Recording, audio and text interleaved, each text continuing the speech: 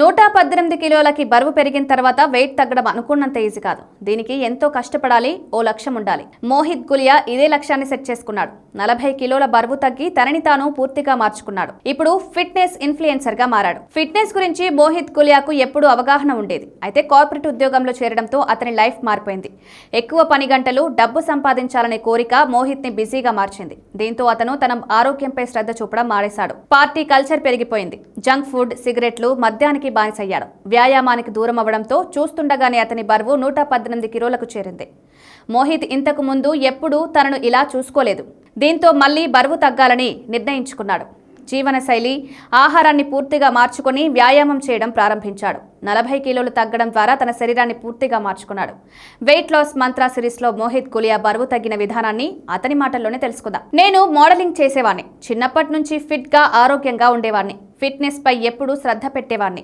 కాలేజ్లో ఉన్నప్పుడు రోజు జిమ్కి వెళ్ళేవాడిని. నాకు మంచి ఎత్తు, అందం ఉంది. అందుకే నాకు మోడలింగ్ ఆఫర్స్ రావడం ప్రారంభించాయి. 2016లో నేను పురుషుల ఫిజిక్ విభాగంలో మిస్టర్ ఢిల్లీ టైటిల్ గెలుచుకున్నాను. దుబాయ్లో మోడలింగ్ కూడా చేశాను.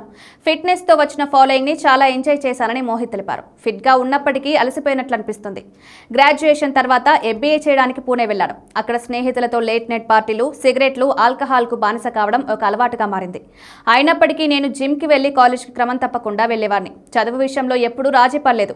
లేట్ నైట్ పార్టీలు, అలవాట్ల కారణంగా సరిగ్గా నిద్రపోవడానికి తగినంత సమయం దొరకలేదు. దీంతో చాలా అలసిపోయినట్టు అనిపించేది. ఉదయం 4 గంటల వరకు పార్టీలు చేసుకుని తర్వాత 3-4 గంటలకు కూడా నిద్రలేకపోయాను. ఉదయం 8 గంటలకు వ్యాయామం చేసేవాడిని. తక్షణ శక్తి కోసం అదనపు కెఫిన్ తీసుకునేవాడిని. ఆ సమయం స్టెరాయిడ్స్ కూడా తీసుకోవడం ప్రారంభించాను. దీంతో ఆరోగ్యకరమైన ఆహారాన్ని నిర్వహించలేకపోయాను. పెద్ద మొత్తంలో వే ప్రోటీన్ తీసుకున్నాను.